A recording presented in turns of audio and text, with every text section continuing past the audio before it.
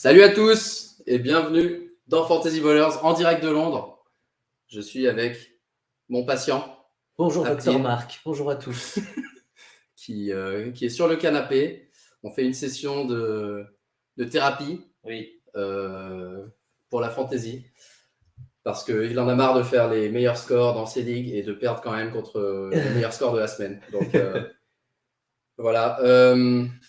On est donc en direct de Londres et on fait un face-to-face qu'on n'a jamais fait avant. Et donc, si vous nous suivez, dites-nous si au niveau du son, ça va. Si vous avez des médicaments. Ouais, si vous avez des médicaments, parce qu'on tousse tous les deux, à force d'aller dans les bars et voir les matchs de football américain. Ouais. Et on se prépare à aller en voir un autre. On va voir Green Bay contre les Giants ce week-end. Et samedi, on va faire de nouveau la tournée des bars. Tousser ou pas tousser, tant pis. C'est comme ça que ça se passe. On aime le partage, on va refiler le Covid qu'on a à tout le monde. Non, c'est pas le Covid. C'est pas Covid. Commence pas à dire des choses pareilles. Donc, c'est toi le docteur, hein, tu dois me dire ce que j'ai. Docteur en fantasy. On va analyser tout ça, on va regarder ce qui s'est passé week 4 et on va on va regarder ce qui s'est passé week 4 mais avec un petit œil quand même sur week 5 parce qu'on est déjà jeudi, il y a déjà un match ce soir. Aptine et moi on va essayer de regarder ça. De regarder jusqu'à la première pub. Colts contre Denver, on s'est dit cool, on va voir Taylor contre Javonte Williams. Et ben c'est raté. C'est loupé, mais on va quand même essayer de regarder ça, tenir au moins, regarder les émissions d'avant-match jusqu'au premier play et s'endormir après. Non, mais ça dépend, peut-être que ça peut être intéressant. Si on a Russell Wilson qui joue comme la dernière fois, peut-être qu'on a quelque chose. Exactement. Ok, alors on va regarder week 4, ce qui s'est passé. Toc. On commence par le top flop. Top flop qui est assez intéressant cette semaine, encore une fois. Taylor dans le flop pour la deuxième semaine d'affilée, je crois, de mémoire. Ouais, je crois que c'est ça. En tout cas pour la deuxième semaine depuis le début de la saison. Une équipe flop qui marquerait 23 points en tout. Hein. Ça, c'est une catastrophe. Et encore, j'ai été sympa, j'ai mis Steph Diggs dedans, qui n'a pas vraiment floppé, mais qui n'a pas fait les points qu'on attendait de lui cette semaine. À côté de ça, l'équipe All-Star, beaucoup de joueurs contre qui tu as joué, je crois, Aptine. Et encore, il n'y a pas Geno Smith qui pourrait être... le trio de la moitié des Seahawks. Non, ça c'était quelque chose, on va y revenir, mais non, sinon, on est content de revoir Justin Jefferson du bon côté du tableau. Jared Goff, on est habitué maintenant, donc on va essayer de s'habituer à le voir de ce côté et pas dans All Flop. Et mais ouais, après, enfin moi, il y a plusieurs noms qui me chagrinent côté flop, et on va y revenir aussi. Mais je pense que là, il faut claquer du cul sur certains noms et surtout côté running qui reviennent très souvent. Ouais, c'est clair. Il y a quand même un thème. On regardait ça justement juste avant de prendre l'antenne. Les matchs de Détroit cette année, meilleure attaque de la saison, plus mauvaise défense de la saison. Donc, il y a tout le temps du point fantasy, que ce soit chez eux ou chez l'adversaire. Et on va voir ça tout à l'heure. Mais malgré le fait qu'il manquait St. Brown, il manquait DJ Chark, il manquait Swift aussi. Swift. Et ils ont marqué encore match 48-45, je crois, de mémoire. C'est ça. Donc, à cibler les Lions, que ce soit quand votre équipe joue contre eux ou quand que vous jouez. Commence la semaine avec le Thursday Night Football qui paraît littéralement il y a une éternité maintenant. Oui. Le match où Tua a eu une commotion, enfin un espèce de chaos, plus qu'une commotion. Victoire des Bengals contre... Tu nous switches là. Ah oui. Victoire des Bengals, 27-15 et donc du coup c'est Teddy Bridgewater qui jouait en deuxième mi-temps. Il y avait quand même Teddy Bridgewater, il a beaucoup ciblé Tyreek Hill en deuxième mi-temps, un peu moins Waddle. Et côté running back, c'était Raheem Mostert qui a eu plus de snaps, mais Chase Edmonds qui a scoré. J'ai l'impression que c'est la deuxième fois que ça arrive. Ça. Ouais. Côté Bengals, Mixon, plein d'opportunités toujours, un touchdown cette fois-ci. Et surtout, T. Higgins qui continue à jouer un petit peu mieux en fantasy en tout cas que Ja'Marr Chase. Donc est-ce que c'est une tendance qui va se confirmer? Est-ce que c'est conjoncturel? Qu'est-ce qu'on va voir de ces deux équipes? Alors pour T. Higgins contre Ja'Marr Chase, je ne pourrais pas te dire, parce qu'au final, on sait que bon, ils n'ont pas du tout le même jeu. Est-ce que ça fait, tu sais, le syndrome du premier receveur qui se fait un peu shutdown parce que tu mets le meilleur DB et peut-être un safety qui est un peu de son côté, ou même une défense qui fait que ton slot, ça sera un peu plus embêté. Mais après, on sait que T. Higgins est un super joueur. Pour l'instant, il s'éclate, donc tant mieux pour l'offense. Moi, j'aurais pas peur d'un potentiel, on va dire, une régression de Ja'Marr Chase. Mais je pense quand même que c'est à monitorer. On savait au final que même il y en avait 3 receveurs et pas que 2. C'est vrai que pour l'instant, Chase, on ne le voit pas beaucoup. Boyd, on le voit vraiment que par séquence. Donc, je pense qu'on verra peut-être je pense que Higgins il ne peut pas garder ces scores-là, mais je pense que peut-être la répartition va un peu s'équilibrer entre les deux. Et un Boyd qui sera vraiment en tant que troisième receveur de cette équipe, qui galère quand même un peu offensivement. Enfin, on a un peu du mal à retrouver l'équipe qu'on avait l'année dernière. Ouais. Et côté Miami, pas plus d'enseignement, je trouve. Peut-être si, au final, moi j'étais plus de l'équipe team Edmonds, Ouais. parce qu'on avait quand même pas mal de hype et on sait qu'il jouait bien.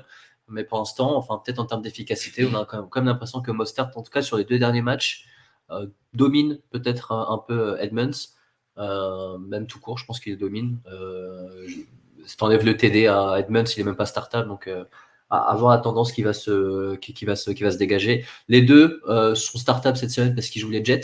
Je pense que les deux vont avoir un rôle assez intéressant. Ouais, Mostert qui domine les carries depuis 3 semaines maintenant et qui a globalement plus d'opportunités, mais c'est Edmonds qui score pour l'instant. Tant que ça marche. Bon, même s'ils ont perdu ce match, mais probablement pas trop soutenable. Dimanche, on a été au match entre les Vikings et les Saints, je veux dire. Beau match finalement, ça avait commencé super un peu match, à sens unique en faveur des Vikings. Et deuxième mi-temps à peu près, Vikings n'ont plus trop réussi à marcher. Dalton, il s'est un petit peu calmé. Murray a mis son touchdown. Il y a Olave qui a mis un touchdown. C'était assez serré. Et ensuite, concours de kick entre Greg Joseph et Will Lutz. Ouais. C'est fini par un double poteau-barre de 60 yards. Super match. En tout cas, on a revu Justin Jefferson et Adam Thielen aussi impliqués très tôt dans le match. Puis Justin Jefferson un peu plus tard. Ouais. Est-ce que, je sais pas ce qu'on pense, Jefferson, on l'a vu cramer Latimore sur une réception super importante en fin de match. Donc, voilà, il est encore capable de presque juste par sa qualité individuelle de faire des gros scores. Côté Saints, je sais pas s'il y a trop d'enseignements parce que c'était Dalton le QB, il manquait Camara, Ingram s'est blessé pendant le match, du coup c'était Latavius Murray qui a joué une partie, mais maintenant il est aux Broncos. Je sais pas si on peut tirer beaucoup d'enseignements à part le fait que Olave a été à la fois efficace sur ce touchdown et aussi à la fin sur cette action où il attrape le ballon à 10 secondes de la fin pour justement donner une chance à son équipe. Ouais. Donc Olave, je pense vraiment, il a montré les qualités qu'il pouvait avoir.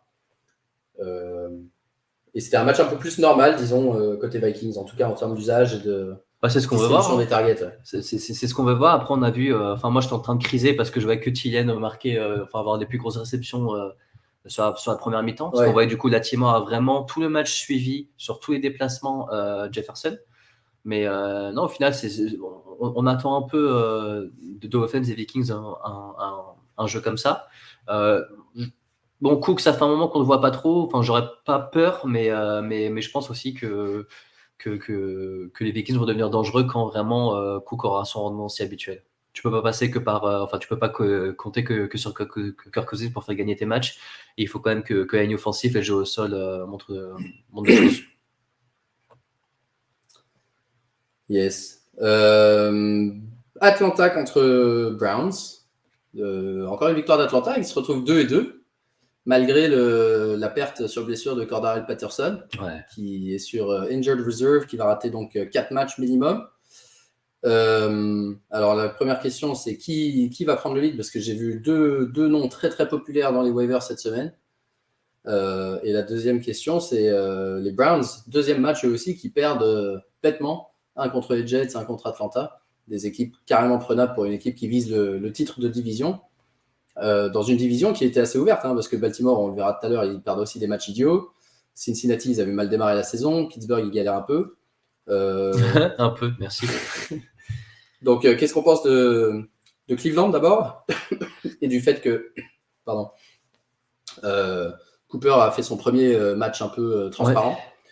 Et ensuite, côté Atlanta, qu'est-ce qu'on fait des running backs?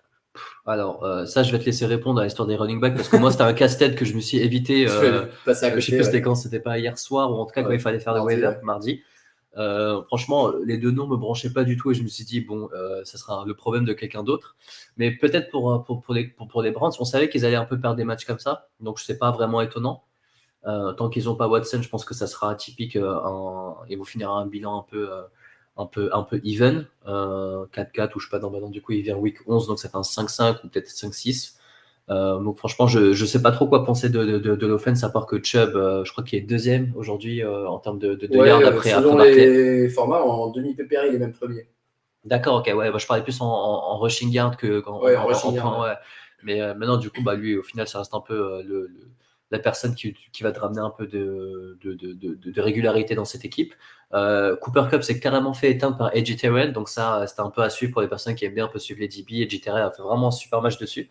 Donc, je ne sais pas si c'est House of Highlights ou je ne sais plus c'est quoi exactement, mais Castle quelque chose, qui montre souvent des receveurs contre DB. Ouais. Et je pense que la vidéo sera intéressante à Mary Cooper contre Terrell. Donc, et sinon, Njoku, je crois qu'il a fait un fumble assez dégueulasse en début de match, ce qui est dommage parce qu'il montrait quand même beaucoup de choses.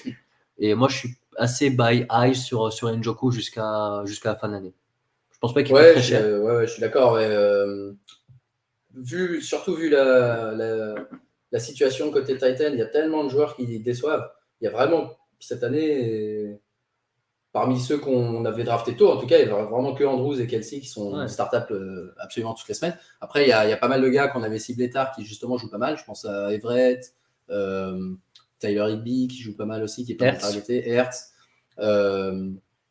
Mais ensuite, parmi les gars justement où on avait mis un petit bémol en avant-saison, les Dawson Knox, pas Njoku, mais à qui je pense, ou Darren Waller, George Kittle, tous ces mecs-là. Je veux vraiment pas parler du tight end nullissime. Non, je peux pas. Regarde, je le vois là, mais non, je veux pas parler de lui. L'homme qu'on sera nommé le numéro 8 d'Atlanta. Qui n'est même pas un bon bloqueur, mais qui est utilisé qu'au bloc. C'est quand même intéressant. Aller faire jouer des running. Un bloqueur qui peut courir 4 secondes 4 au 40 yards.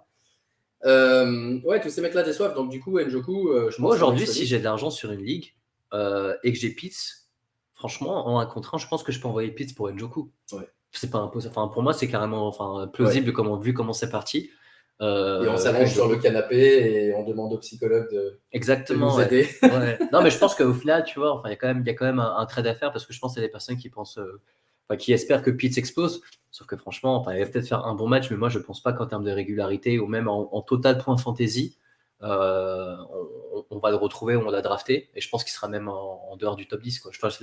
Moi, j'ai jamais été super gros sur Pitts.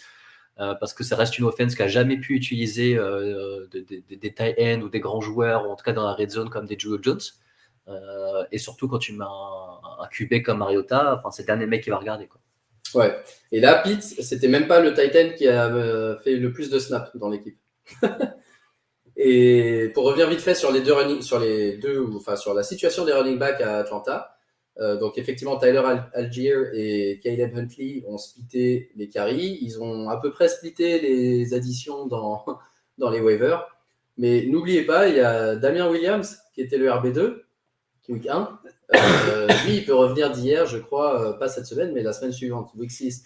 Et s'il revient, ça va devenir un comité absolument instartable, à mon avis.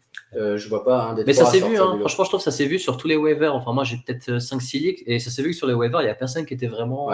Il y a personne qui a craqué sur un RB des Falcons. Donc, ça reste quand même tout le monde est un peu, je pense, au courant qu'il n'y en a pas un qui va crever. Quoi.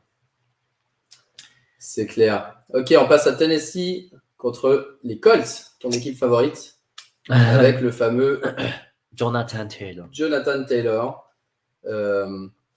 La victoire de Tennessee de nouveau. Les Colts qui sont une des équipes les plus décevantes. On regardait les émissions diverses et variées. Est-ce que les Colts sont l'équipe la plus décevante de ce début de saison? Bon match de Derrick Henry. Ça fait 2 bons matchs d'affilée. Il a l'air beaucoup plus fort, beaucoup plus rapide que ce qu'il a donné les week 1 et 2. Donc ça, c'est pas mal. Burks s'est blessé alors qu'il commençait à bien jouer. Donc Robert Woods a eu un peu plus de volume et a marqué, je crois, un touchdown de mémoire. Ouais, début de match. Et côté Colts, ça a été la fête aux tight ends. On disait, ils ont trois tight ends avec Jelani Woods, Granson et Ali Cox. La semaine dernière, c'était Woods. Cette semaine, c'était Ali Cox. Et même Granson, ça se voit pas trop sur son score fantasy, mais de mémoire, 6, 7, 8 targets. Donc voilà, Jonathan Taylor inefficace. Et c'est pas une question de volume, hein. Il a le volume, mais il est juste inefficace pour le moment. Et en plus, donc ce soir, blessé, il jouera pas Thursday night. On se posait d'ailleurs la question, est-ce qu'on start Nyheim Hines ou pas? C'est le genre de plan où tu le start, il a 4 points, tu le cites, il en a 20. Donc voilà, ça fait plusieurs choses à débattre. Qu'est-ce que tu franchement, je sais pas trop. En fait, pour moi, tu peux pas me faire croire que Jonathan Taylor ou même la ligne offensive ou le jeu offensif des Colts est devenu mauvais pendant l'intersaison. Pour l'instant, l'expérience Madra ne fonctionne pas. Bon, je pense que c'est un fait. Et je pense vraiment que c'est l'équipe qui déçoit le plus en ce début de saison avec Denver. Maintenant, je pense que les 10 jours vont faire du bien à Jonathan Taylor et puis même, je pense, à l'offense un peu en général. Maintenant, c'est juste que c'est toujours le même scénario de match. En fait, s'ils gagnent, vu qu'ils n'arrivent pas à gagner dès le début du match, le running game ne fonctionne pas. Et Jonathan Taylor, c'est pas un mec qui va courir très vite ou faire du pass catch, etc. Et en fait, tout le début de match, à la fin du premier quart-temps, il y a déjà 7 voire 10 points d'écart et ils se trouvent en galère à jouer un jeu qui n'est pas le leur, qui n'est pas celui de l'année dernière, et qui fait qu'aujourd'hui, ils ont une offense un peu éteinte, ou en tout cas qui n'arrive pas vraiment à imprimer son empreinte comme on voyait l'année dernière. Donc on pensait que justement avoir ce Matt Ryan allait amener cette stabilité. Je pense que tout le monde l'imaginait comme ça, surtout avec le remplacement avec Wentz. Mais pour l'instant, c'est un échec. Et nous, on espère juste, toutes les personnes, je pense, qui ont Jonathan Taylor, je pense qu'ils sont d'accord avec moi. Donc, ok, fin du match, on insulte super le premier round. Mais il s'avère que tous les autres running backs du premier round, peut-être à part sont tous mauvais. Et je trouve quand même que l'offense des Colts, ou en tout cas l'équipe qu'ils ont, en fait, je pense pas que ça va durer très longtemps qu'ils soient si mauvais. Ouais, effectivement. Ouais. Et pour revenir sur Taylor, il est j'avais vu RB24. L'année dernière, après 4 matchs, il était également RB24. Et il s'était réveillé derrière. Et il avait moins de volume. Hein. À l'époque, il avait à peine 50% des snaps. Ouais, Nyheim, c'était beaucoup. Il a les snaps, il a les carries. Il est juste, pour la première fois de sa carrière, très inefficace. Genre 2,5 ou 3 yards par carry, alors que d'habitude, il est à 5.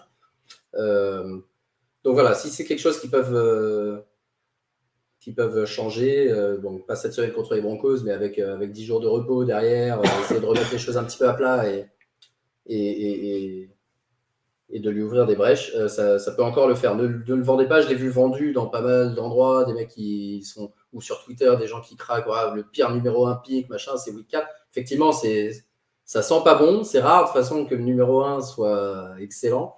C'est pas non plus une catastrophe totale pour le moment, et si sa blessure est pas trop grave, ça devrait aller. On nous demande, est-ce que du coup tu starts Hines ce soir? Je crois qu'on avait dit oui. Hein. Ouais. On avait dit oui. Après, ça dépend de ce que tu as dans ton équipe, mais moi, je pense que je startais parce qu'on en parlait, c'est quand même assez marrant parce que c'est typique, c'est 8 mais 4 points, 8 en met 20, et je préférais quand même me réveiller, me dire il m'en a mis 20, ou je me dis il m'en a mis 4, et je veux dire bon bah ok, donc, au final c'est plus sympa qu'autre chose, mais j'espère qu'il sera utilisé comme ou c'est ce qu'on nous avait promis avant la saison. On nous avait promis qu'Hines allait être beaucoup utilisé, on sait qu'il peut être efficace, il l'a montré.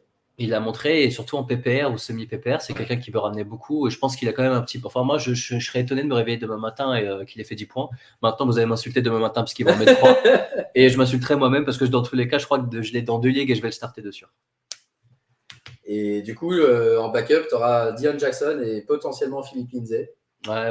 Philippe Lindsay qui peut être typiquement le genre de gars qui peut venir te qui n'a pas joué de la saison, et puis tu te réveilles demain, il a eu 2 touchdowns, tu sais pas trop pourquoi. Mais bon. Moi je suis comme toi, je start Hines parce que je préfère me réveiller qu'il ait 4 points, parce que je sais qu'il aurait pu en avoir beaucoup, plutôt que de me réveiller qu'il en ait 22 sur mon banc, ça me rendrait fou. Ouais. Ok, ensuite on a Chargers Houston avec un petit peu de réveil des Chargers, surtout le réveil d'Eckler. Alors toi, Mike Williams, c'est un peu notre fil rouge cette année. Keenan Allen toujours out. Mike Williams, clairement le numéro 1. Clairement, numéro 1, une semaine sur 2. Il faut que tu précises dans tes semaines paires, donc ça s'est bien passé. La semaine prochaine, je sais pas, les Chargers, ils jouent contre qui, mais je serai pas à l'aise. Eckler, 3 touchdowns, tous de plus de 10 yards, donc pas vraiment de goal line carry ni rien, mais très efficace. On n'a pas candidat de sell high sérieux avec Eckler? Alors, on a vu des sell high. Moi, je ne suis pas spécialement d'accord. Ouais. Surtout après un seul bon match. Je ne suis pas sûr que la value perçue de Eckler soit à son plus haut. Et surtout, je ne suis pas persuadé qu'il va moins bien jouer. Donc, je pense que là, actuellement, je ne sais pas. Je n'ai pas vraiment testé le marché. J'ai une ligue où j'ai Eckler, mais c'est une dynastie. Je ne suis pas sûr qu'on puisse en obtenir énormément par rapport à ce que je pense qu'il sera efficace. Je pense qu'il sera peut-être pas aussi fou que l'année dernière, mais il va faire des bons matchs. Ouais. Et ça sera un RB1, je pense, à la fin de la saison s'il ne se blesse pas. Everett, encore un. Je ne sais pas s'il a marqué un touchdown, je ne sais plus. En tout cas, bon match d'Everett, de mémoire. Et alors, par contre, on a la confirmation que Damien Pierce, côté Houston, c'est quelque chose. The real deal. Ouais, c'est quelque chose. Tant mieux pour nous et pour les personnes qui l'ont drafté. Pour l'instant, il fracasse en 2 Breece Hall. Donc, au début, c'est vrai que à la draft, les gens s'enflammaient. Nous, ça nous a un peu rigolé pour dire que Breece Hall, on sait que c'est le fameux RB qui va arriver tous les 3-4 ans, machin. Mais pour l'instant, force est de constater que ça marche très bien et que c'est un peu le seul running. Et au final, ils arrivent quand même à avancer. Ce qui est un peu étonnant quand même qu'ils arrivent aussi bien à avancer au sol. Après, il y a eu un big play. Il y a eu un big play, 75 yards. Il y a eu un big play, mais bon, ça montre quand même que il a attrapé 6 ballons. Il a eu vraiment un usage de RB1 classique. Il aurait même pu avoir potentiellement un peu plus. Il y avait une action que Burkhead a marquée. Oui. Ça aurait pu être la sienne, théoriquement. Donc, ouais, non, là, ça fait vraiment 2 matchs qu'il a le volume, qu'il a la réussite. Et ça semble être une bonne pioche pour le moment. Peut-être un mot rapide sur Cooks. Moi, ça fait partie des personnes que on montre jamais, mais qui va te ramener tes 10 points. Pour moi, il fait partie toujours des bails. Je pense que tu dis que tu startes un mec des Texans, c'est pas ouf, etc. Mais aujourd'hui, je pense que c'est peut-être l'un pas des plus sûrs, mais c'est un top 20 toutes les semaines, quoi. Ouais, surtout quand ils sont menés au score. Et en début de saison, ils ont mieux joué que prévu. Ils n'ont pas eu trop ça, mais là, ils ont été menés. Contre les Jags ce week-end, à mon avis, ils vont être menés. Et dans ce genre de match, Cooks sort de sa coquille. Jags, justement, Jags contre Eagles. Un beau match. Hein. Les Eagles ont dû vraiment, forcer un peu le talent pour gagner le match, pour revenir. Ils étaient menés 14-0 sous la flotte. Donc, au niveau des stats fantasy, c'est toujours un peu difficile de juger quand il y a une météo pareille, mais en tout cas, Miles Sanders, on en avait parlé la semaine dernière, continue à s'éclater pour le moment. Je crois qu'il y a eu un touchdown de Gainwell aussi, si je ne dis pas de bêtises. Les receveurs un petit peu moins visibles, mais c'était, comme j'ai dit, pluie. Toi, tu t'habitues aux 100 yards d'AJ Brown. Je m'y habitue. Pour moi, c'est la base, ça, maintenant. Un petit peu moins visible. Côté Jags, la surprise de Jamal Agnew qui revient de nulle part. L'année dernière, il avait déjà fait 2-3 bons matchs. Là, il marque 2 touchdowns. Il n'y avait pas Zay Jones sur le terrain, donc c'est peut-être pour ça. À voir si Zay Jones regarde. Mais ouais, ça va être marrant. Alors, par contre, le dernier truc à noter dans ce match, c'était l'usage entre Robinson et Travis Etienne. Et on a vu effectivement, pour la première fois, les Jags menés au score, se tourner vers Travis Etienne, une grande partie de la deuxième mi-temps. Et l'efficacité de James Robinson sur les first downs, etc. Bon, ok, il jouait les Eagles, mais bien loin de ce qu'elle a été les 3 premières semaines. Donc, on n'avait pas mal parlé la semaine dernière. À voir si ça se poursuit dans cette direction-là. Tu veux pas parler de Trey Sermon Oui, c'est la première fois que je le vois sur un écran, donc je me dis autant parler. Blessure de Boston Scott. Trey Sermon a rejoué au football. Il a eu sur son premier carry 14 yards. Meilleur joueur de la NFL. Exactement. Seulement 2 carries. Je pense que c'est dur. C'est vraiment le genre de joueur. Tu sais qu'il a du talent. Tu sais qu'il a aucune chance de jouer, à moins qu'il y ait 3 mecs qui se blessent. Et tu sais qu'il suffit que tu le lâches dans ta dynastie pour que Miles Sanders se blesse, qu'ils disent tiens, Trey Sermon prend le ballon parce qu'il n'y a pas Boston Scott. Et il y a un autre rookie dans l'équipe, mais à mon avis, sincèrement, si Miles Sanders se blessait, c'est en tout cas pas Gainwell qui ferait les first downs. Et Et il est possible qu'il se tourne vers Sermon. Et là, tu te dis, oh putain, ça y est, ça fait 2 ans que je le traite comme un boulet. Et Là, pour les personnes qui nous écoutent, moi, je vais juste pas rebondir parce que je suis pas du tout d'accord. Et ça me fait marrer comment Marc parle de Trey Sermon alors qu'on n'a toujours pas vu, alors qu'il se fait un peu cutter dans tous les sens et que personne ne veut le faire jouer. Donc, s'il faut que 4 RB se blessent pour qu'ils prennent une carry, on verra. Moi, jusqu'à ce qu'il ait pris sa retraite, je me déclare pas encore vaincu. Juste un mot, on avait parlé d'Evonta Smith la semaine dernière. Je pense que les gens ont compris que c'était pas pour moi le gars le plus régulier qu'on avait trouvé en fantasy. Il fait combien 17 yards voilà. Donc, ouais, il a été plus remarqué par oui, se parce qu'il cacher n'a pas derrière de sa froid. serviette et son Ouais, manteau ouais. que par ses performances sur le terrain. Exactement. Ouais. Donc attention, hein, enfin, on l'avait déjà dit, mais ce sera très difficile de starter toutes les semaines. Yes. Alors ensuite, les Giants qu'on va voir jouer ce week-end. Une victoire contre les Bears, mais à quel prix? Les 2 quarterbacks se sont blessés. Et pendant une bonne partie du 4e quarter, on voyait Saquon Barkley en Wildcat essayer de tenir le score. Mais avant de se blesser, Daniel Jones a marqué 2 touchdowns à la course. Donc très bien. Barkley, toujours aussi impressionnant, qui lead la NFL en yards à la course maintenant. Ouais. Comme prévu. Hein Comme prévu. Comme prévu. Côté receveur des Giants, on peut faire confiance à personne, je pense, actuellement. Tous les touchdowns ont été marqués à la course. Et côté Bears, on a eu une petite apparition de Mooney sur un big catch, un deep catch. Mais globalement, c'était pas une très belle équipe des Bears.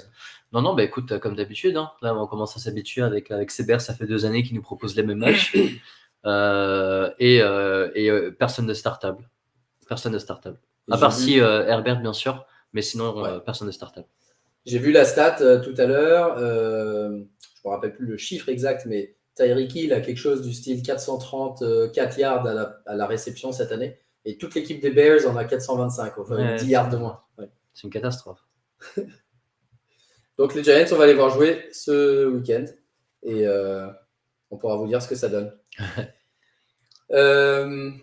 Ensuite, Bills contre Ravens, ça c'était un beau match. Et on disait les Ravens tout à l'heure qui laissent passer des matchs. Ils ont été menés un total de 14 secondes sur toute la saison. Ils sont 2-2. Ouais. Et donc là, c'était encore un exemple. Ils avaient pris les devants rapidement et puis ils se sont fait remonter à la fin. Et ils ont perdu en overtime, si je ne dis pas de bêtises. Non, je crois que c'était pas. C'était juste régulièrement. Donc, niveau perf, je crois que de mémoire, il y a McKenzie qui a fait un gros match, mais ensuite il est sorti sur commotion. Jackson est un petit peu rentré dans le rang après ce qu'il nous a fait voir week 2 et 3. Marc Andrews aussi. Marc Andrews était dans l'équipe All Flop d'ailleurs, avec un rare match sans de sa part. Crowder, il s'est cassé la cheville, donc même si McKenzie est sorti, bonne value pour McKenzie peut-être. Ouais. Et aussi value. Pour le rookie, on va le voir, Khalil Shakir, qui va prendre quelques snaps. Ou Odell Beckham. Mais Odell Beckham, il peut pas jouer encore, si. Je sais pas, mais en tout cas, je crois que on regardait d'ailleurs les odds. Je crois qu'il est peut-être premier c'est Rams, mais deuxième c'est Bills, donc c'est pas impossible, surtout qu'ils partent quelqu'un dans slot, pourquoi pas. En tout cas, McKenzie, c'est impossible qu'il le fasse signer, mais là pour le coup, McKenzie, je pense que ça value. Déjà, on voyait qu'avec Diggs, Crowder, il avait pris vraiment une très grosse place, surtout dans les 2 derniers matchs. Diggs, au final, il faut quand même que tu mettes dans tout. Par défaut, il y aura ton premier DB dessus. Donc, je pense que McKenzie, aujourd'hui, a vraiment une value énorme. Ouais. Énorme. Et Dobbins revient. Dobbins revient bien. 2e match, 2 touchdowns. On a Clément qui est fan des Ravens qui nous disait ça fait du bien de voir immédiatement la différence avec un running back compétent. Ça n'a pas suffi pour gagner ce match, mais en tout cas, Dobbins, potentiellement, si ce n'est pas déjà trop tard aussi, une cible qui va ne faire que s'améliorer dans une équipe des Ravens qui adore courir et qui utilise beaucoup les running backs. C'est vrai qu'il y a moins pour les Ravens, parce qu'on est au mois d'octobre. Ouais. Au mois de novembre, c'est Chargers, au mois de décembre, c'est les Bills. Et Duvernay, toi qui l'avais ajouté, je crois, quelque part, Bateman est sorti aussi sur blessure. Duvernay, il a eu un catch improbable sur une des actions typiques Lamar Jackson où il scramble pendant une demi-heure, fait une passe vers Andrews qui est à moitié interceptée, ça tombe dans les bras de Duvernay. Ça fait des stats. Et moi, c'était un joueur que je ciblais pas particulièrement parce que je trouve qu'il a beaucoup de résultats sur un volume pas très gros. Donc il a mis des TD à forcément... tous les matchs, à part celui-là, mais sinon c'était des TD à tous les matchs. Ouais, c'est ça. Donc c'est pas forcément sustainable, mais sans Bateman, qui sait, il a une opportunité en tout cas pour faire quelques scores. Pickett va jouer contre les Bills cette semaine. Oui. Ok. Je pense que c'est ça oui. Alors, Dallas-Washington d'abord. Ouais, sans grande surprise, victoire de Dallas. Ouais. Un bon match encore de Cooper Rush, qui a distribué le ballon. Des belles passes de touchdown pour Lamb et pour Noah, je crois, de mémoire. Gallup. Gallup. Ah, pour Gallup, pardon, ouais. Pour Gallup. Pas très bon match des running backs, par contre. Ouais. Notamment Tony Pollard, qui était mon start de la semaine. Il n'a pratiquement pas eu le ballon. Ça, c'est bien, c'est honnête, ça. Que tu dis, c'est Moi, j'aurais rien dit. Ouais, ça m'arrive de me planter. Le but, c'est de me planter moins de 50% du temps. Ouais. Washington qui, depuis le début de la saison, se faisait mener, revenait au score et faisait des points fantasy grâce à ça. Là, cette semaine, ça n'a même pas tellement été le cas. Il y avait bagarre sur Twitter pour dire c'était qui la pire offense. Ouais, qui était la pire offense, entre les Panthers, Washington. Tu peux nous mettre dedans. Tu peux nous mettre dedans, les Steelers aussi. Je pense que c'est compliqué. Ouais, il y avait un peu ça faisait un peu le truc. Je sais plus si c'était dans quel dessin animé, mais genre les mecs qui sont non, ma vie est plus pourrie que la tienne. Moi, j'ai un truc. Je sais plus. Vraiment tout le monde qui se plaignait sur Twitter. Ouais. Mais ouais, content du retour de Gallup. Ça se voit que Lamb était content pour lui. Je sais pas si t'as vu quand même, il était très content de célébrer avec lui. Ouais, c'est clair. Donc c'est sympa. Après, on avait toujours Noah Brown utilisé. Et Dak Prescott qui vont pas du tout rusher, quoi. Donc tant mieux pour tout le monde. Et Gibson, malgré l'absence de Robinson, n'a pas fait grand-chose sur les 4 matchs. Un snap count qui baisse de plus en plus. Lui, c'était mon site de la semaine, donc ça, moi, j'ai eu 1 sur 2 qui était bon. Et Brian Robinson qui pourrait revenir dès cette semaine. Je n'ai pas vu s'il s'entraîne ou pas, mais en tout cas, il est possible qu'il joue dès cette semaine, sinon la prochaine. Donc, à mon avis, Gibson... Ah putain, je cherchais McLaurin. Ouais, McLaurin, il a rien fait, je crois. Il est tout en bas de la liste. Ouais. Il est au même niveau que Trey Sermon, juste avant. Ah, Trey Sermon, je vous ai dit. Aussi fort que Terry McLaurin. Ok, match suivant. Le tien, les Steelers contre les Jets. Retour de Zach Wilson, qui marque un touchdown à la réception. Ouais. Et qui fait un greedy. Oui, et il n'est pas dégueulasse. Un greedy réussi. Il est plutôt réussi, ça va. Plutôt réussi. Et donc, changement de QB côté Jets et changement de QB côté Steelers qui ont benché Trubisky pendant le match au profit de Pickett, qui a immédiatement marqué 2 touchdowns sur la goal line à la course. Oui. Et aussi ciblé George Pickens pas mal pendant la deuxième mi-temps. Exactement. Ouais. Donc, qu'est-ce que ça nous apprend pour l'avenir? Pickett qui a été confirmé comme titulaire pour le prochain match. Du coup, tu es en train de lire le commentaire. Ouais, Pickett d'abord et on regardera le commentaire dans une minute. Attends, il y a 2 lignes. Attends, alors, Pickett, c'est quoi la question? Parce que là, les 2 lignes, qu'est-ce que ça va faire à l'offense des Steelers? Est-ce que ça va profiter à quelqu'un? Ça va profiter à toute l'offense? Est-ce que ça va être la même misère? Alors, je pense que ça va être une misère différente. Ouais. C'est très bizarre à dire, mais au final, je pense que Pickens peut devenir intéressant avec Pickett, mais pas assez pour le starter. Je pense que Jonathan Johnson, ça va être une catastrophe, mais vraiment. Et Claypool, je pense que tu peux même le sortir des rosters. Je l'ai vu drop dans pas mal de ligues. Je ne sais même pas pourquoi j'ai mis de la thune dessus. Je crois que j'ai mis $1. Personne ne le voulait. Ouais, Pickett, j'ai mis de l'argent dessus. Ouais, et encore, moi je regarde, les calendriers, il faut vraiment beaucoup les regarder. Ouais. Et je crois qu'aujourd'hui, Pittsburgh a le pire calendrier sur les matchs à venir. Donc les matchs faciles, ils sont passés. On n'arrivait rien à faire en termes d'attaque. On n'a rien proposé du tout contre des Jets, contre des Cleveland, enfin des équipes où normalement ça pouvait bien se passer. Donc qu'est-ce que tu veux que là on va aller jouer les Bills, etc. Moi j'ai peur pour tous les matchs. Tu vois. Donc en termes de fantasy, vraiment, je sais pas qui starta par Najee Harris qui ne fait pas une bonne saison. Donc tu vois, c'est quand même très compliqué. Et à la réception, moi je starte personne et peut-être Jonathan Johnson en flex, mais je sais que je vais être déçu, quoi. Donc, et Pickens, pour moi, ok, t'es content parce qu'au moins il va avoir des ballons, etc. Mais pour moi, il peut pas devenir relevant tout d'un coup, quoi, parce que Pickens joue. Donc, il a le talent, donc tu peux vouloir le tenter, mais c'est le genre, ouais, si d'ici 2-3 matchs, il fait pas des grosses pertes, il va falloir le relâcher. Attends, Zinkou, qu'est-ce que tu nous dis? Il faut pas avoir la mémoire courte avec OBJ, ouais. Ok, bonne post-saison, oui, mais il a apporté quoi à sa manager en fantasy? Qui peut croire qu'il puisse être clutch 8 mois après? C'est fait écraser. C'est pas ce qu'on a dit. Non, on a juste dit qu'il pouvait rejoindre l'équipe des Bills, qu'il pouvait être sympa, mais pour moi, je pense pas qu'il sera plus intéressant qu'un Crowder. Parce que ça pénaliserait un peu McKenzie s'il rejoignait les Bills. Exactement. Plutôt que de dire que Beckham allait être relevant et qu'il fallait l'ajouter dans vos ligues. Donc, effectivement, c'était pas du tout. Moi, je starte. Odell signe demain chez les Bills. Je pense pas que je mette de la thune sur lui. Je suis juste content pour l'équipe et je me dis, il va prendre peut-être sa deuxième bagouze un peu gratos. Mais pour le coup, Odell, je pense que ça fait peut-être 2 saisons qu'il n'est pas relevant. Après, il faut aussi se dire qu'il n'était pas du tout dans des. Avec Mayfield, il n'était pas dans les bonnes conditions. Avec Stafford, il a fait 2-3 matchs où il aurait été startable en WR2. Startable. Et là, en fait, on voit ce que Stafford fait avec un receveur 2. Donc, franchement, pour moi. Pré-saison, post-season, il marque parce que c'était le Super Bowl, ou en tout cas, il faisait peut-être 100 yards, ou ça refait 10-15 points fantasy, mais pas plus. Mais ça fait 2 ans qu'il fait rien, quoi. Ouais. Donc, même quand il était à Cleveland et que quelqu'un jouait bien, c'était pas lui, c'était Jarvis Landry. Donc, on est d'accord. Sur ça, on est aligné. Moi, je touche pas à Odell, juste que je me dis, c'est peut-être stylé qu'il rejoigne les Bills, quoi, c'est tout. Yes.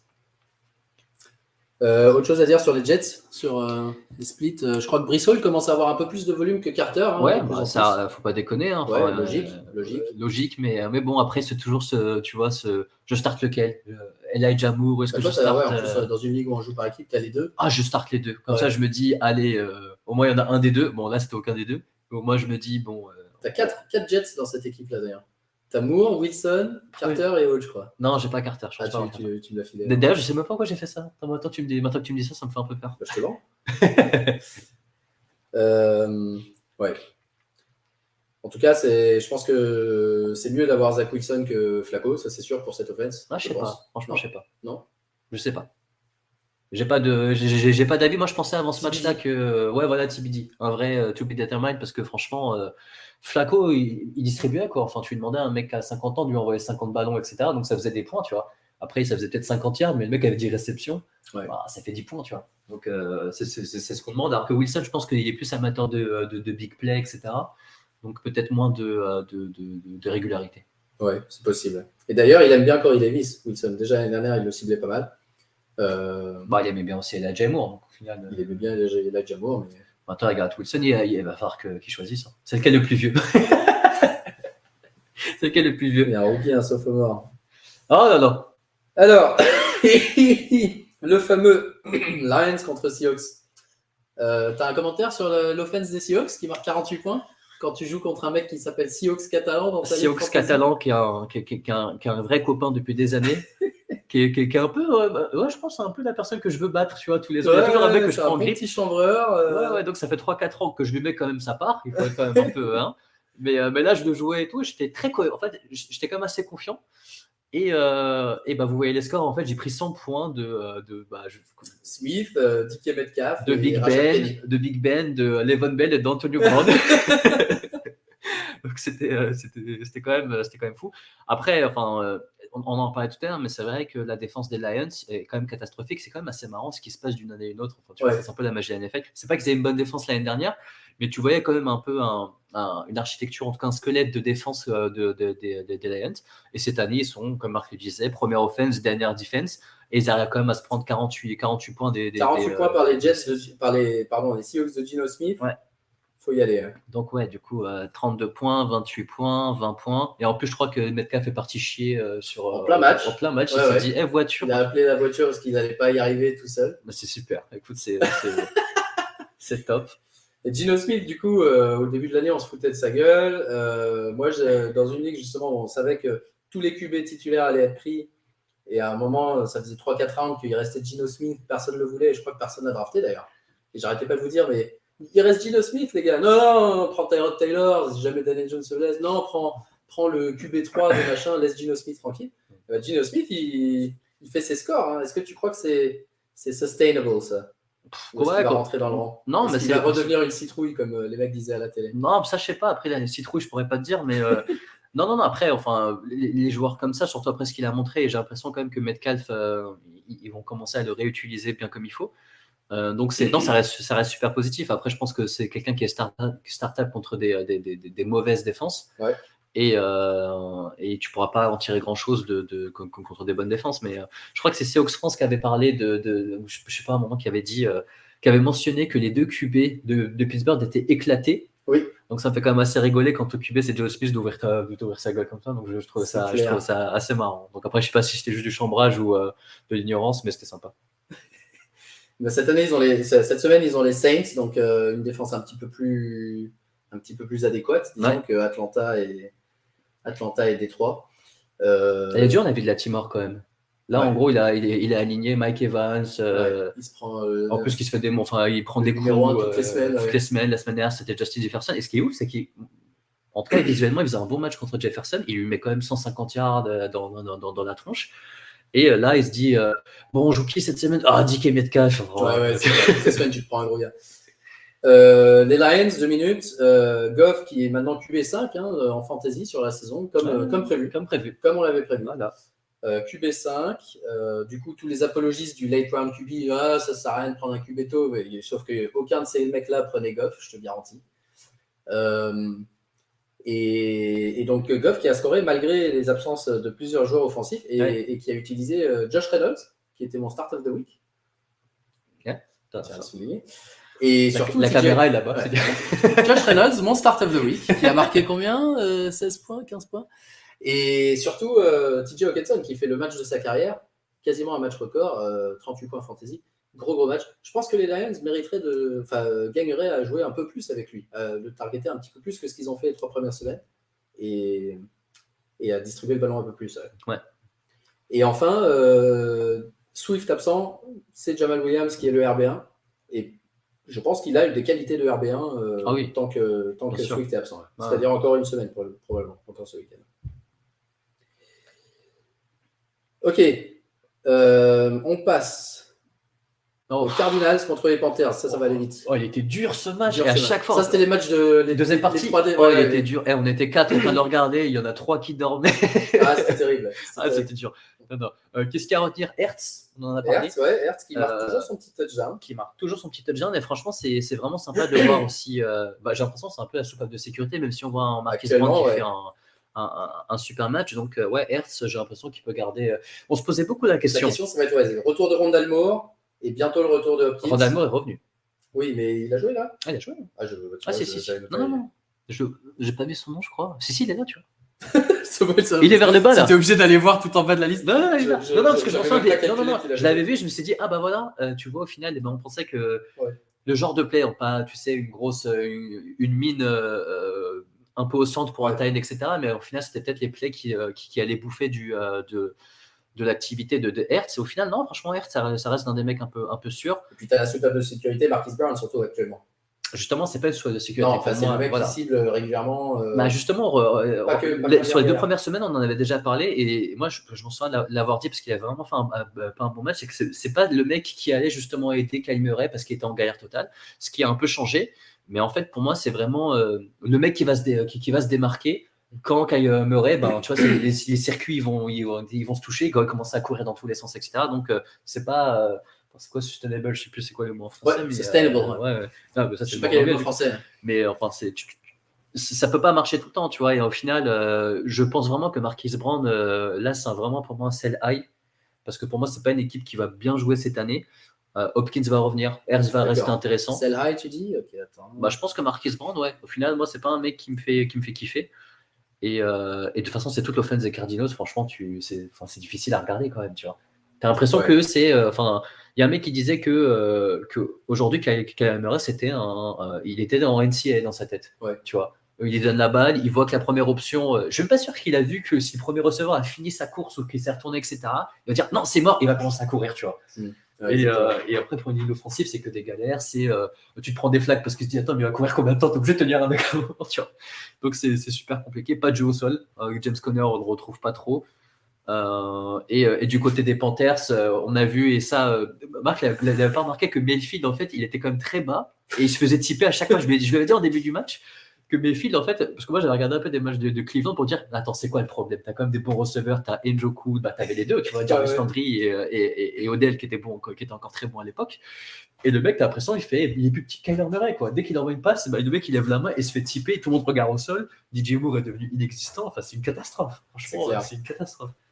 C'est clair. McCaffrey s'en tire bien, mais moi je pense que McCaffrey aussi, là il va commencer à baisser, tu vois. Ouais. McCaffrey a eu un touchdown un peu en garbage time et Moore a eu une apparition avec 6 réceptions sur des petites passes.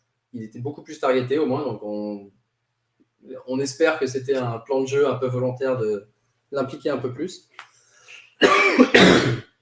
Mais c'est franchement l'offense des Panthers. Et pourtant, ce qui est marrant, c'est que là, tu vois, ces Tipeee, ils ont quand même des bons joueurs, des bons assets, mais ils n'arrivent pas à faire fonctionner le truc, quoi. C'est là que tu te rends compte, QB, c'est vraiment la personne maîtresse, c'est vraiment le mec le plus important. Quand les fans des Panthers demandaient même le retour de Darnold, qui en ce moment n'est pas prêt, mais. Non, mais c'est là où tu vas. Limite, heureusement, parce que sinon, ça créerait une controverse totalement inutile entre deux QB et le médiocre. Mais bien sûr, mais je sais pas. Je me dis c'est compliqué quand tu vois des gars comme Goff qui mettent 50 points un peu tout le monde, tu vois. Ouais, c'est clair. Donc c'est triste, quoi. Raiders contre Broncos. Aussi un peu dur à regarder. C'était un peu mieux, mais c'était un peu dur à regarder quand même pour les Broncos. En tout cas, quand on a vu Javonte blessé, gravement au genou, donc pour la saison. Melvin Gordon qui n'aime pas le ballon. Melvin Gordon qui faisait des fumbles. Qui n'aime pas le ballon. C'est le ballon qui n'aime pas Melvin Gordon. Faudrait voir. Et Mike Boone qui lui voulait pas recevoir le ballon. Exactement. Il a dit non, il y a trop de pression. Je la drop. Donc. Mais du coup, un touchdown à la course de Russell Wilson, ce qui sauve un peu son score fantasy. Et côté Raiders, pas grand chose à dire à part Josh Jacobs. Ouais, Josh Jacobs. Qui fait le taf. Qui est une bonne surprise. Hein. C'était un des joueurs qu'on avait dit, les mecs ne font pas confiance en lui, ils lui re-signent pas son année, ils n'arrêtent pas de lui mettre un autre running back dans les roues. Et puis finalement, cette année, jusqu'à maintenant, il fait le taf. Il fait le taf. Franchement, tant mieux pour lui. J'espère qu'il va trouver une équipe qui veut de lui parce que ça reste un super joueur. Donc, autant qu'il en profite ailleurs. Et un mec qui fait pas le taf, c'est Darren Waller, le Titan. Ouais. Malgré les absences de Renfro et de Foster Moreau, l'autre Titan. Rien. Absent. Ouais. Donc il va pas ramener sa valeur à ADP. Non, clairement pas, non. Tu vois, lui aussi, Njoku contre Waller. Ouais, direct Njoku, ça c'est sûr. Tu vois, enfin c'est pas. Et toi, t'aimais bien KJ Hamler l'année dernière. Il s'était blessé. Ouais. Là, il est revenu, il a attrapé un ballon de 50 yards. Moi, c'était un de mes dark horses un peu pour cette saison, justement pour sa capacité sur les ballons longs. Ouais. Et Wilson, malgré toutes les critiques qu'on fait de Wilson cette année, un truc où il est fort, c'est sa précision sur les balles longues. Ça peut être le genre de gars, malheureusement, ça ne va pas être spécialement startable en fantasy. Non. Mais dans les ligues très deep, ou si jamais un receveur se blesse, ça va être un gars à avoir en tête. Oui. Pour le rajouter. Les dynasties, je pense que dans les dynasties, je pense que c'est un mec. Je me souviens, c'est le seul trade que j'avais fait pendant ma draft, c'était aller le chercher. Et les gens disaient, c'est qui est joué à Blur? Je crois que le lendemain, il y avait un match, tu sais, de pré-saison, il avait fait 70 yards. Non, mais vas-y, machin. Non, mais j'ai fait pareil avec Richie James cette année. Ouais. Dans une ligue où on est 20, donc ultra profond, machin, il y a des noms, je sais même pas qui c'est. J'ai rajouté Richie James, il y a 3 mecs qui m'ont dit, mais c'est qui? J'ai fait, mais c'est une WR1 des Giants pour blaguer, tu vois. Ouais. Et le mec, pendant 3 matchs, il joue super bien. Pas startable. Enfin, Dynasty, je suis là, je pense, dans aucune draft, dans aucune équipe standard, KJ Hamler doit faire partie d'effectifs, quoi. Packers contre Patriots. Ouais. Victoire des Packers. Surtout un beau match de Romeo Doubs encore. Sauf qu'il a fait un fumble en début de match. Ouais. Mais derrière, il a attrapé un touchdown, il a fait pas mal de bonnes actions. Premier touchdown pour Christian Watson aussi. Ouais, à la course. Ouais, à la course, mais je crois que techniquement c'était une shuffle pass, non? Non, c'était pas une shuffle pass. Ouais, c'était vraiment une course. Ouais. Ok. Parce que moi qui ai à Rodgers dans les deux, j'ai essayé de négocier. Ouais, c'était un peu de passe, rien du tout. Lazare qui commence à jouer pas trop mal, mais qui est peut-être responsable sur une des interceptions, pick 6. Parce qu'il se casse la gueule. Mais en tout cas, c'était pas mal. Par contre, côté Patriots, difficile de faire une opinion. Brian Hoyer qui se blesse assez rapidement. Le rookie Bailey Zapp qui rentre. Ça n'a pas été mauvais. Il n'a pas été nul, ça c'est vrai. Il a perdu un ballon rapidement, je crois, sur un fumble, sur son premier play, mais derrière, il a été assez efficace. Il a fait une passe de touchdown à Parker, mais qui n'aurait pas dû compter. Ah oui, ouais. C'est 1 ou 2 secondes après la fin de la clock.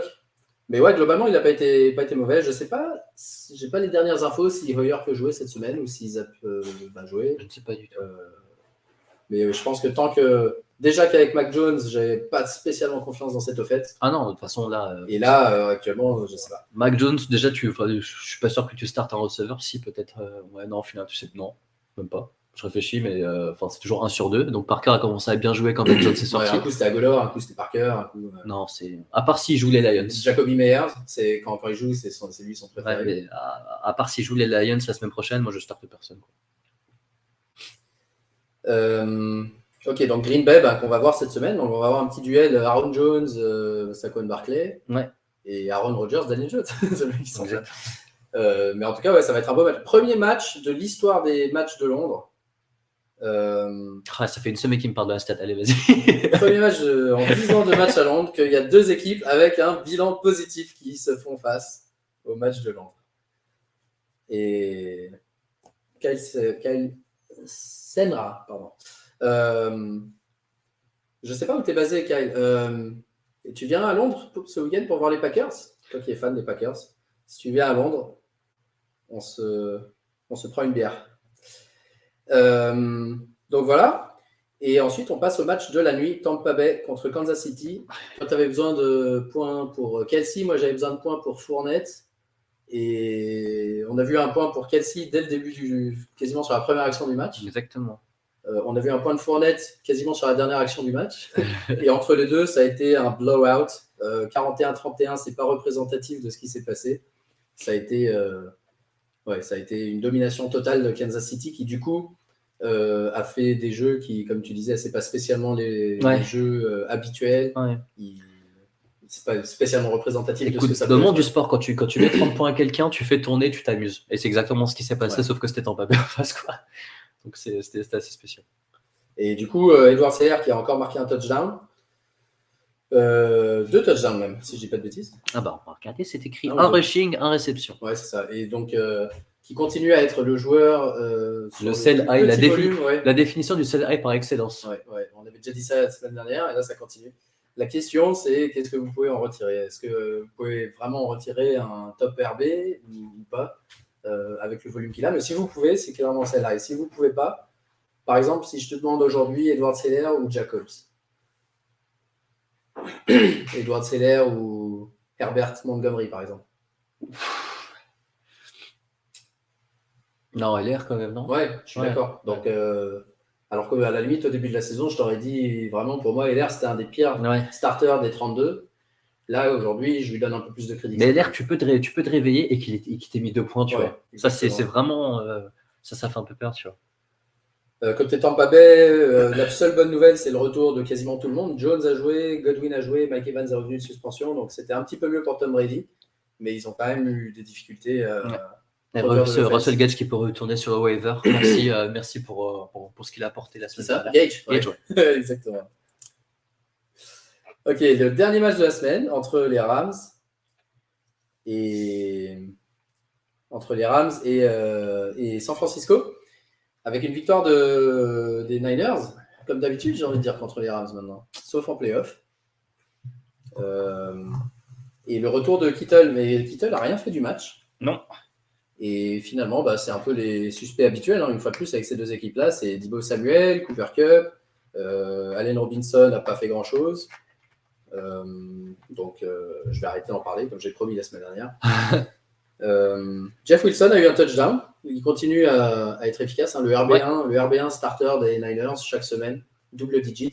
Jeff Wilson qui m'a sauvé dans la ligue Fantasy League of Legends. Ouais, c'est vrai. J'avais besoin de combien? 13,6 points. Ouais, et il en a marqué 14. J'ai gagné de 0,5. Quand je me suis réveillé, j'ai vu toutes les dents de marque. Je me suis dit, ça s'est bien passé. Ça a rendu ma semaine un peu plus facile.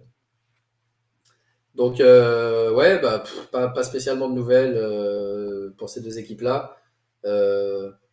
Et je pense que ça va être un peu toujours pareil. Après, ils nous ont un peu mis l'eau à la bouche. J'ai promis que j'en parlerai pas, mais ils nous mettent l'eau à la bouche en disant ouais, il y a un truc qui va pas côté Rams. Sean McVay qui dit ça va pas, faut qu'on implique Allen Robinson. On va voir si cette semaine ils le font ou pas.